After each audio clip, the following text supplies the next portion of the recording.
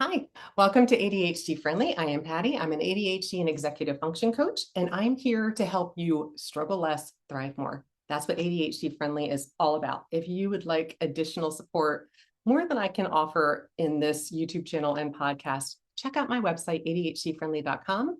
It's where ADDers get more things done. That was good. Bam. Okay, this is episode 239, and today I am celebrating a solo movie.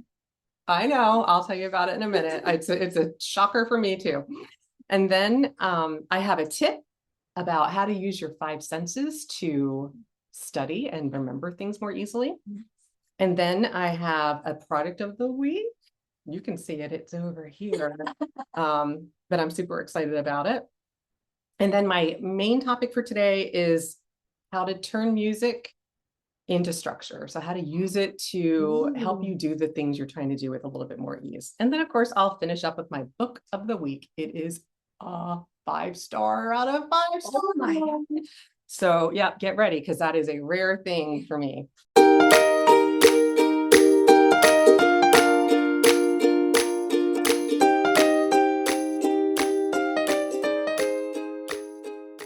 All right, so let's start as we do with my celebration. So yeah, I went and saw a movie all by myself.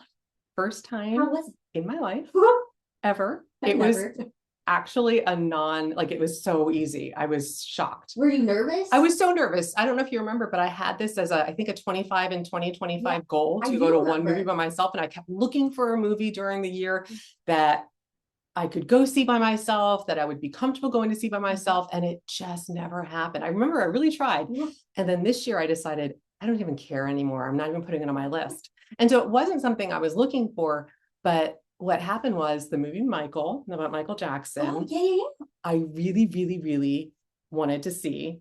And I didn't realize the date came. Like I saw previews when it first came out. I was super excited. And then one of my friends texted me and they're like, oh my gosh, I just saw Michael. It was amazing. And I'm like, oh my gosh, I missed it.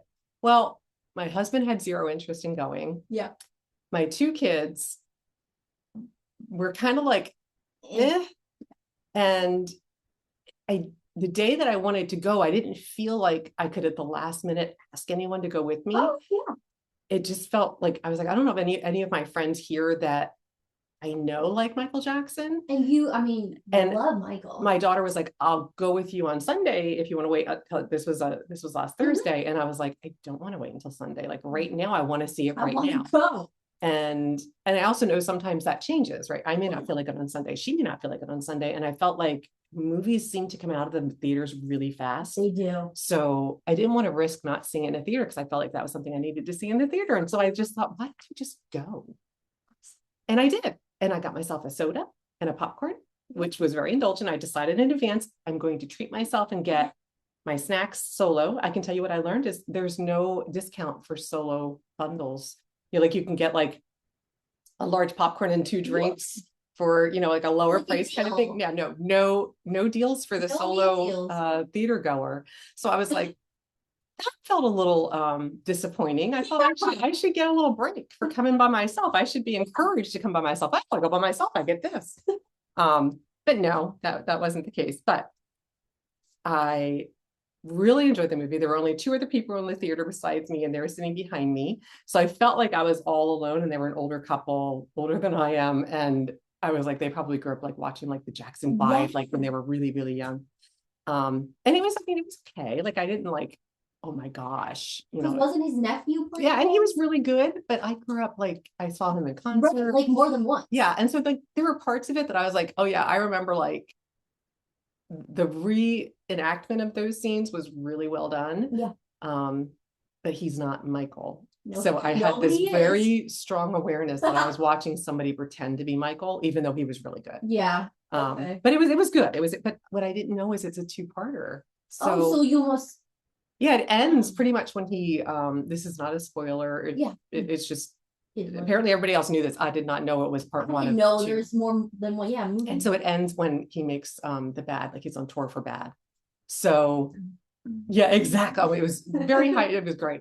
But I'm like, I have to wait now. I gotta like go see another movie. Yeah. I mean, he did have a pretty interesting full life, even though he died relatively young, but still, Yeah. I guess there was still a lot more to tell. So it was Now interesting. you have to wait a year for the next Oh, I don't know. one. I have no idea how long it's going to. I haven't even looked at that, but so it was good. But the celebration is I went alone, and now I have really no resistance to going. There were things I really liked about it. Nobody was distracting me.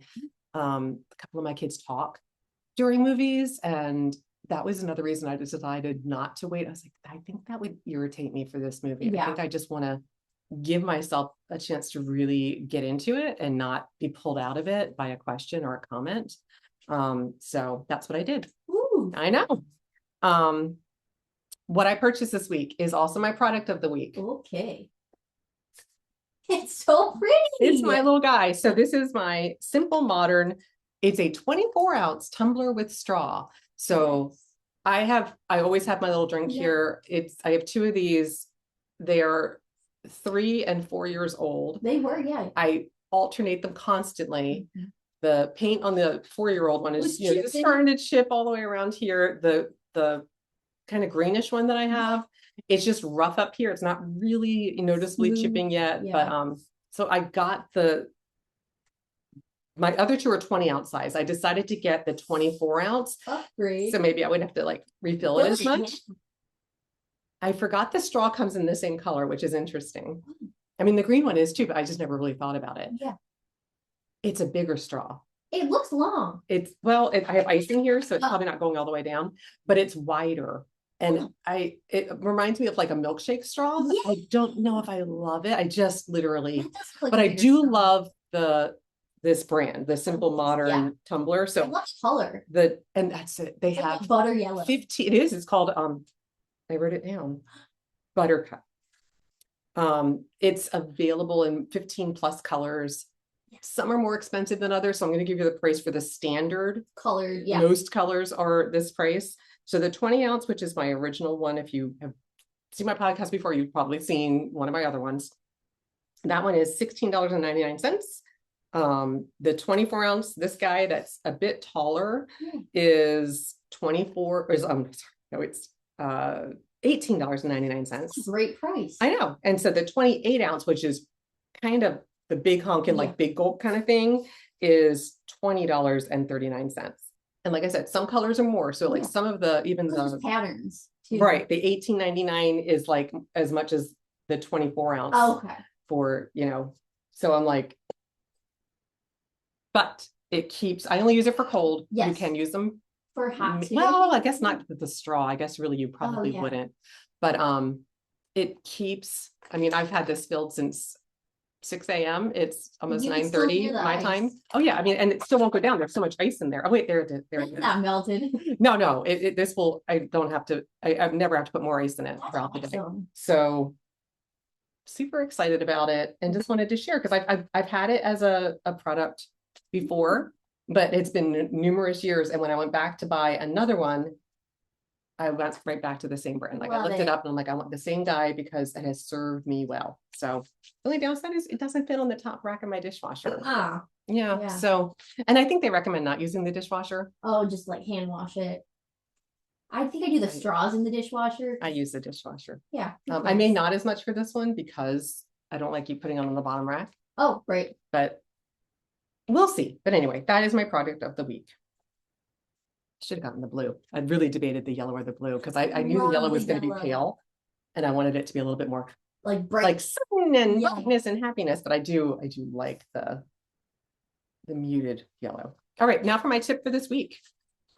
Remember, if you are looking for something specific, Becca always puts this shit. I'm like, oh, we went off here and there and all around. If I'm driving you crazy, I apologize. That's my brain. But yeah, go to the highlight reel. If you're looking for something specific, she'll give you the timestamp of where to find it. If you're like, I don't want to hear you talk about your other cups and like, just click on the time. It'll send you exactly. Yeah, you're not going to hurt my feelings. Okay.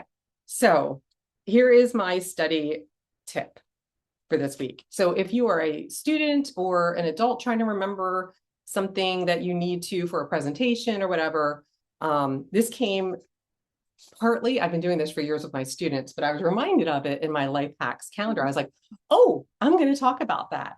So it says to memorize something for an exam, buy an odd scented eraser like pickle or broccoli. Do they have those scents for the erasers? And it says smell is closely linked with memory. So if you smell your eraser while studying and then again while taking the exam, you'll be much more likely to remember what you studied. Yes. So here's the additional tip. Use all of your senses. The more senses you use, the more sticky it is for your brain. So I always say, if you're studying and you're reading a piece of paper and you're just looking at a vocabulary word and the definition, and then you're just repeating it to yourself, and then you're looking at the vocabulary word and the definition, and you're just trying it, it is very one-dimensional, not very interactive, not very sticky for your brain. Remember, our brains are wired for interest. So amp up the interest with your senses. What does that look like? I'm going to give you some of my favorite examples that I use with students. Think of it as adding more Velcro to hold on to it with. Ooh. So it's going to be stronger for you to recall. So if you think about vision, just reading it is using your eyes. But if you also read it out loud, you're adding the auditory component. So now you've added an additional sense. Those two elements are stronger than the one. Maybe you read it with a funny voice, like Elmer Fudd, or something that makes it interesting to your brain to remember. Or maybe you write terms in groups in different colors. So if you're studying like bio and you'll put like different types of cells or organisms in different colors, your brain will remember more based on that. So it might be like, okay, I don't remember, but I do remember it was in green. So it was a cell, or or it was a one-celled organism or whatever. Not a good example for me to share because it becomes very clear very quickly how little I know about bio. But vision can also be kind of tied to tactile. Like if you move to a different room, you're sitting on like a rocking chair, you're moving. If you get into motion, if you're walking around while talking, all of that adds more to it. If you study in different locations, you're creating interest. So it might be, I remember I was studying about the Revolutionary War when I was sitting outside on a park bench. And so that part I was studying then. So that was Revolutionary War. So, it's like, you'll remember different, if you group things and you study in different locations, that's another way to use vision. For going back to the tactile, to touch, maybe writing with chalk. Writing with fat, thin, different markers, dry erase markers, chalkboard, out on a sidewalk, whatever. Engaging the sense of touch to it, tying in color, right? So it's like I have different colored chalk that I'm writing with, or putting on different colored note cards that you're moving and matching is another kind of kinesthetic way to think about it. Smell. Like the pickle erasers, if that's a thing and you could tolerate pickle smelling erasers, great. It could also be different scented markers, like, because they'll come in lovely, like cherry, blueberry. That smell good. That smell great. Yeah, like strawberry, or different scented candles, things like that. For taste, yes, taste can be a thing. My go-to is always gum. So if you're chewing like spearmint gum when you're studying this, maybe you switch to cinnamon for this or fruit flavored for this. So it's literally tying that element to what you're studying. And research also shows that gum chewing supports your focus. So it makes it easier. It's funny because we're never allowed to chew gum in school, but gum actually helps us take tests better. So it can support you to remember things while you're studying them too.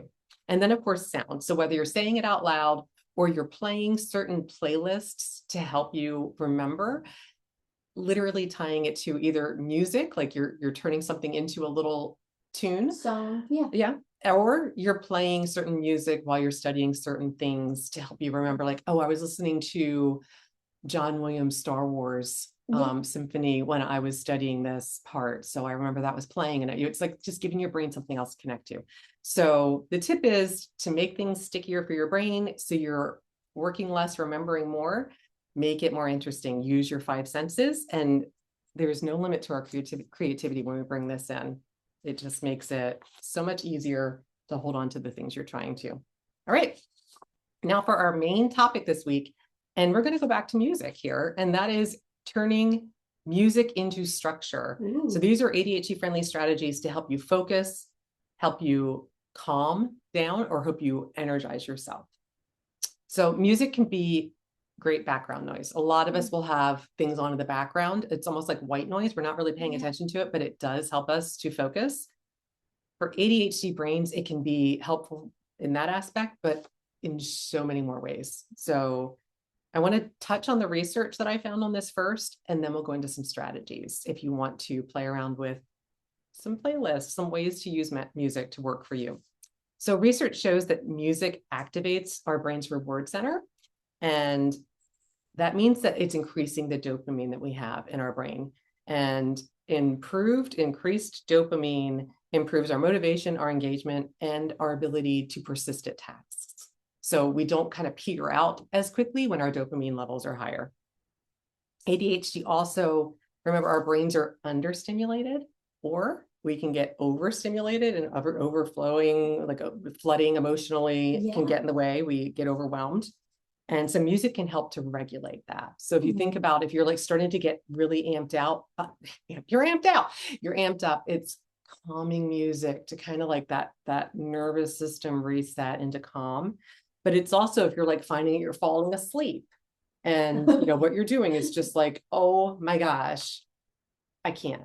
Music can do the opposite as well. Exactly. It can create that energy and help you to upregulate. And it can help you to start, right? So it's that, I don't want to do this. Oh, now I'm moving. I got the music. The music's creating the energy.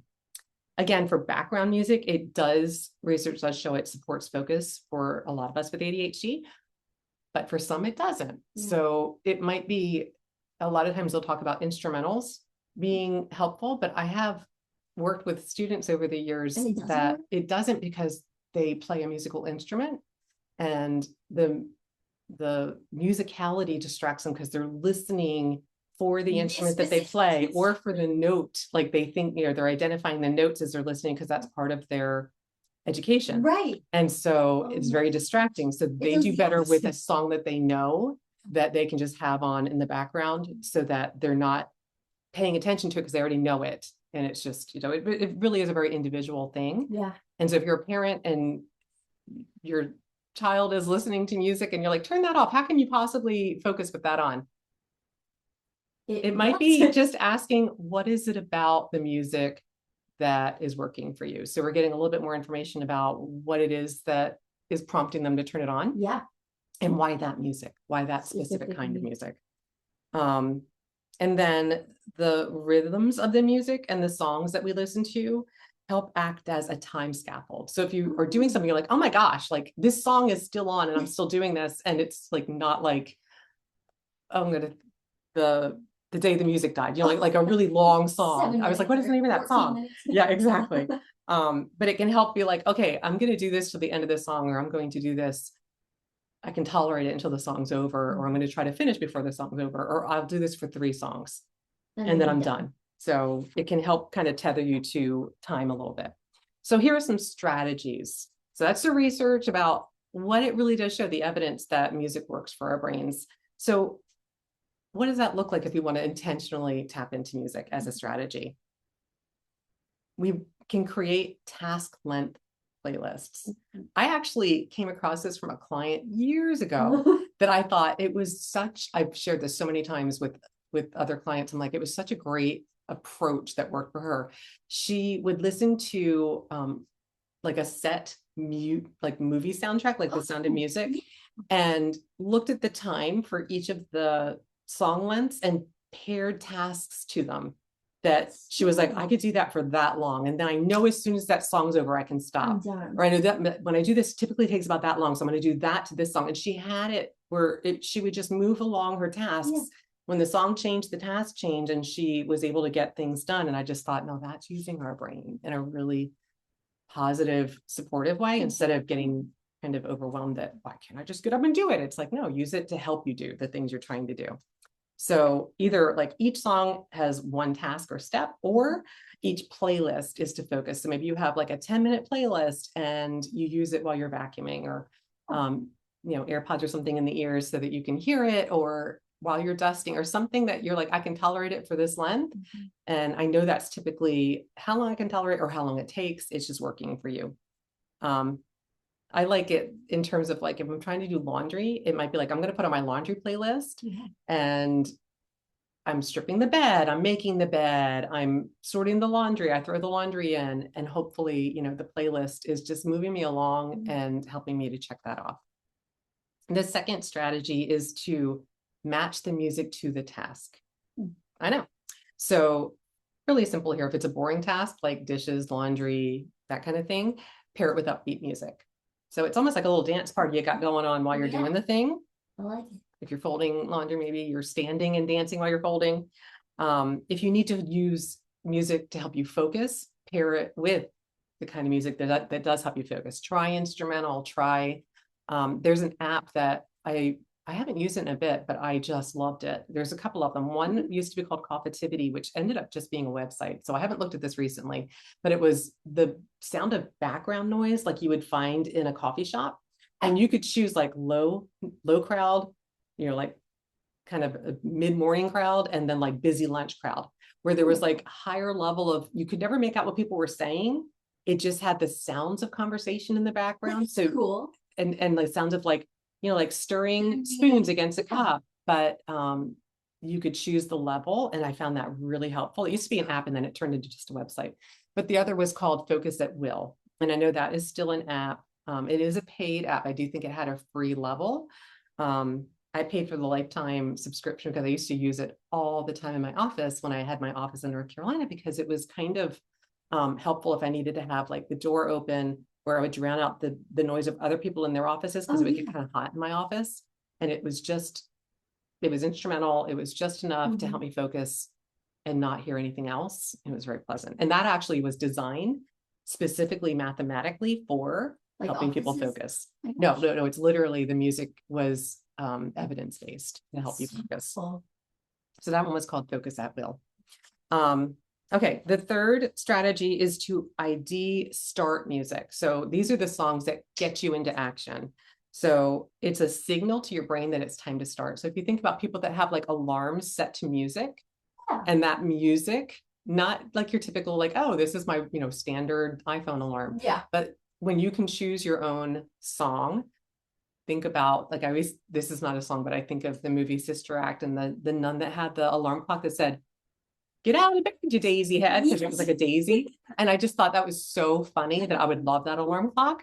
Well, when you think about music, it might be something like your favorite song that's upbeat and get you moving, and you love it. So you're not angry it's coming off and waking you up. You're kind of like, oh, there it is. Okay. Yeah, I'm gonna get going. Yeah. So pick a song that works so that when it comes on, it becomes, this is the song that I use when, and your brain gets trained to that.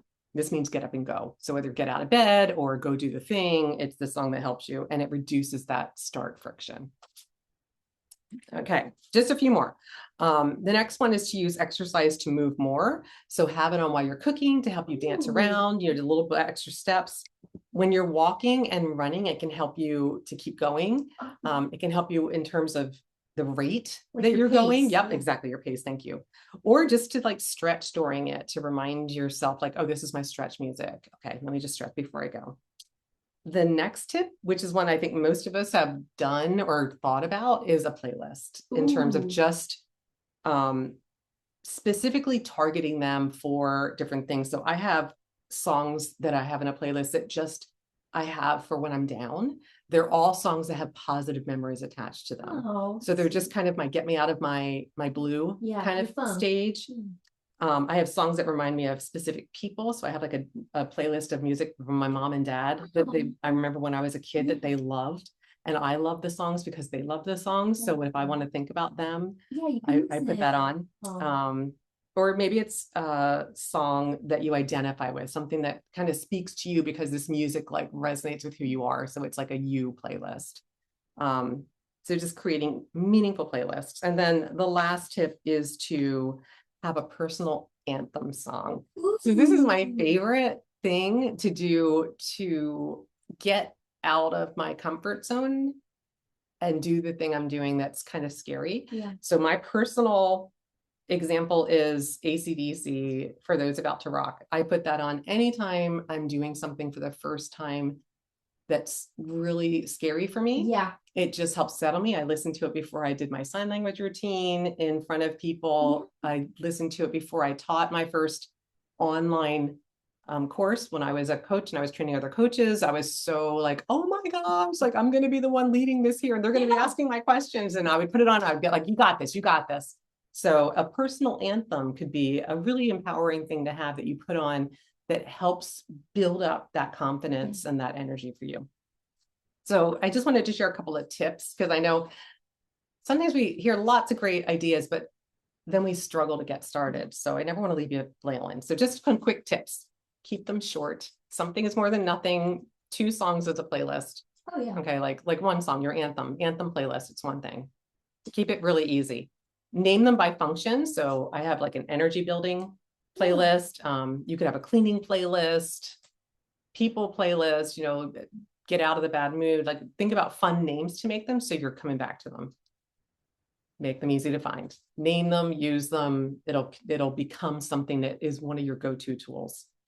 And then tweak by what actually works for you. If there's a song in there that you are noticing is now getting on your nerves or isn't working as you thought, yeah, just take a minute, get it out so that you're not avoiding that playlist because you know that song's in it. Just take that beat, remove, you know, like maybe like when you're, I don't know, like waiting for food at a restaurant or something. I hate to say that because then maybe you're not talking to the people with you, but you know, just look for like those, you're in a waiting room, waiting for a doctor's appointment or something to just, you know, oh, this is when I go through and I curate my playlist. And then have a default playlist for when you don't want to choose. Have your just like, this is my go-to playlist. I call it go-to playlist. Just put it on and you know it works for whatever your mood is. Music is a tool that goes around the need for willpower. So it circumvents that willpower and helps you do the things that you're trying to do a little bit more easily or a lot more easily. Yeah. All right. Now for my 5 out of 5 star book of the week. This is it. It is such a good book. Have you heard of this? No, I haven't. So it's The Calamity Club by Catherine Stockett. She's the author of The Help. Did you read The Help? No, but I saw the movie. Okay. Most people have either read it or seen it. I read The Help and loved it and saw the movie and loved it. Apparently this is her second book. I didn't realize she's not written a book since The Help. I know. And I did not know because I got this in e-format first. Oh, okay. And so I tend to be very disconnected from the authors anyway. Like I just, unless it's somebody I just know, which is pretty small chance of that, I don't tend to remember. So I did not remember I didn't even pay attention. I just saw this on NetGalley. Thank you, NetGalley and the publisher for giving me advance copy. This just came out on May 5th. Oh, so brand new. I was so taken by the skillful descriptions and dialogue and writing that I literally stopped when I was about 20% in and I was like, who is this author? This is so good. And that's when as soon as I was like, well, that makes perfect sense. Like that makes so much sense. So let me I'm going to read you a summary because I tried writing one and I have to tell you, it's a long book. Oh, okay. It's a long book. Yeah. I looked it up to see as I was reading, because it's so hard when you get an advanced copy, you really can't tell. It just gives you a percentage of how far you into it, but the pages aren't numbered. So you really don't have a sense of how long it is. So I had to go look it up and I looked up the audio format was, I think 29 hours or just shy of 29 hours. And that's because I was like, oh my gosh. Like I was like reading forever and I was like 20% in and it was like, it took me like forever to go 1% further. And I was like, how long is this book? So it is. And I think the physical book was like 680 pages. I was going to say like 500. Oh my God. The Help was a pretty big book. Hefty. So I haven't seen it in physical format yet, but I'm guessing it's a pretty good size book, but well worth the read. All right. So here's the summary. Sorry, I've kept you all waiting.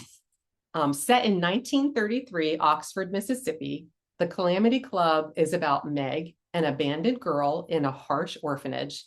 And she's 11. She's lovely. And Bertie, a determined woman seeking help from her wealthy sister.